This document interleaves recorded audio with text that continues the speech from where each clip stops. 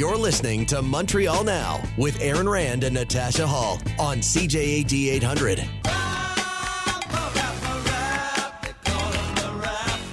That is James Mennie. He's over at the Montreal Gazette. Jim, I'm not sure where you want to start, but I want to I'll start, first of all, by welcoming you back, telling you that everyone's been thinking of you, and it's good to hear your voice again. Thank you.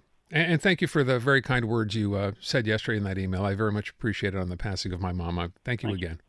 So I saw a story that has nothing to do with anything, Jim, but I wanted your take. Did you see that Mike Lindell, the My Pillow guy? Oh, God. Who's been ordered to pay $5 million back because no one was able to disprove his theory. That's right, that China interfered in the 2020 U.S. election. Well, you're seeing a lot of this, a growing number of these suits coming up. And by the way, Fox News is not off the hook with just because they settled with Dominion. There's another company that contends they were liable. They make voting machines as well. So they're not out of the woods. But the idea, here's the thing. Here's Mike Lindell, who basically, the caricature of Mike Lindell that they use on the Jimmy Kimmel show actually looks and sounds, I don't think you could sue them because it looks so and sounds so much like Mike Lindell.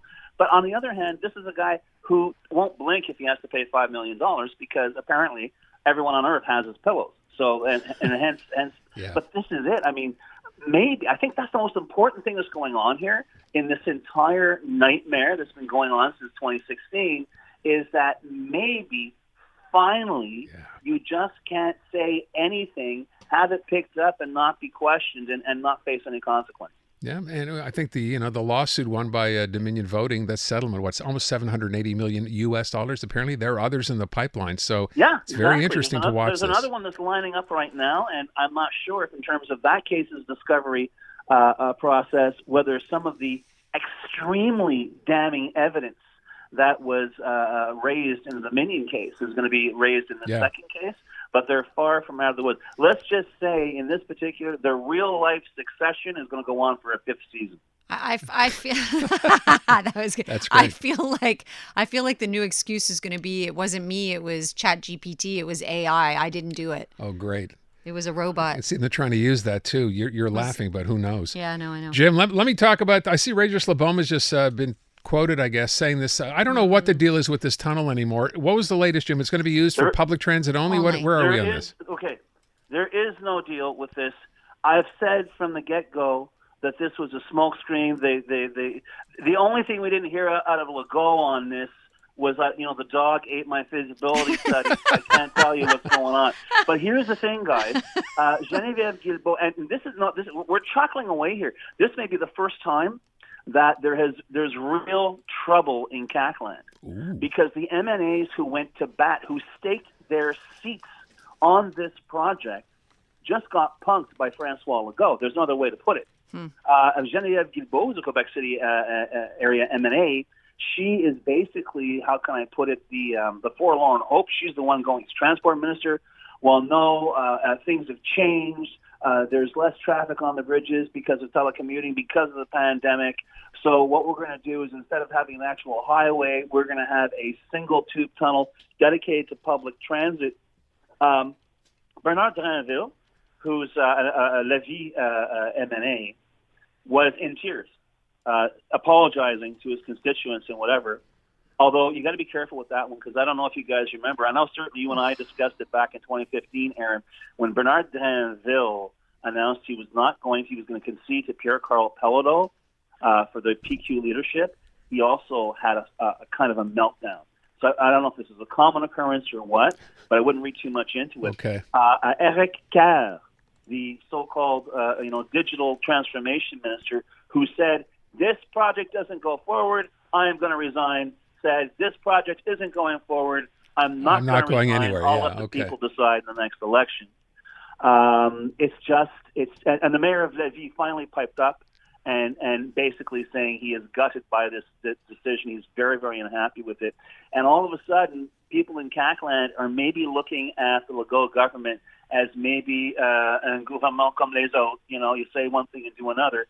But you guys know I don't exercise that much restraint, except when it comes to making predictions. But I'm going to make a prediction right now. Okay. This second tunnel will never, ever, ever happen. I had the They'll same find thought. some excuse to make it not happen. Yeah. Even now, as Madame Guilbeault was announcing the details, the price on the project, or the estimated price on the project, is blocked out.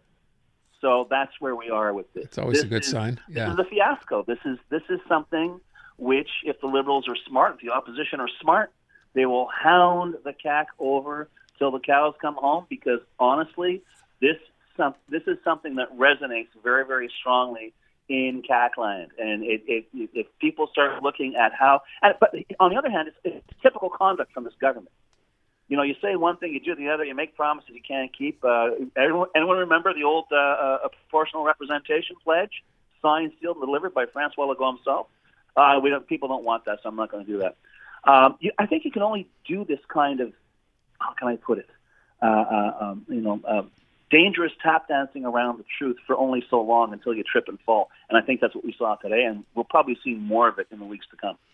I'm so with you that I don't think the tunnel will ever happen. I think you're totally and completely bang on. Something that I was hoping wasn't going to happen was Bernard Drinville saying there is a full-on ban on any kind of religion, any activity in any public schools. For me, I find this very disappointing. What's your take, Jim? Well, listen, I find it so well thought out, so based in raw political courage that they announced this at about 7 o'clock last night. And I guess Bernard Drinville is kind of thanking his lucky stars that he's able to sob over the tunnel, so nobody had the time today to ask him any questions on it. I'm not entirely sure that a directive issued by the ministry is going to be enough, and I would not be surprised if this winds up in court.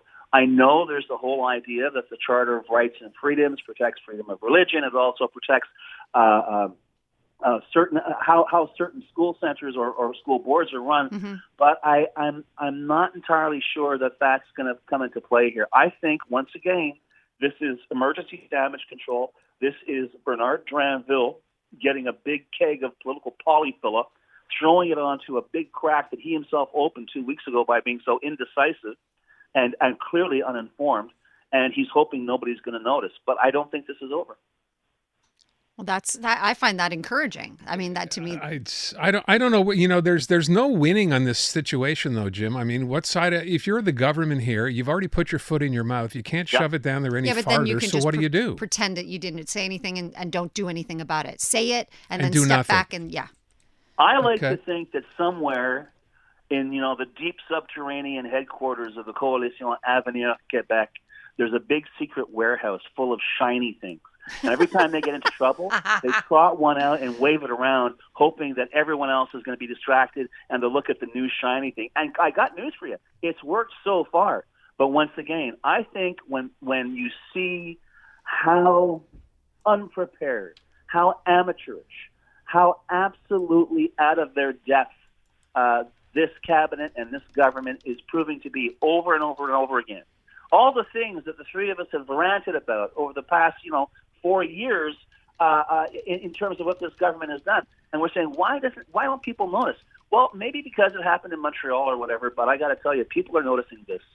And within the space of 24 hours, it's become clear that the word improvisation, which is something I've used repeatedly with the CAQ government, is really becoming apparent.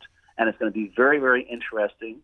Once the session is back in, once questions are being answered, and once the media is paying attention to see how this government is going to react. I've always said it'll be interesting to see how this government works without a pandemic, and I think we're already getting a glimpse of that now. James Mennie, the Montreal Gazette. Thank you, Jim. Adamant.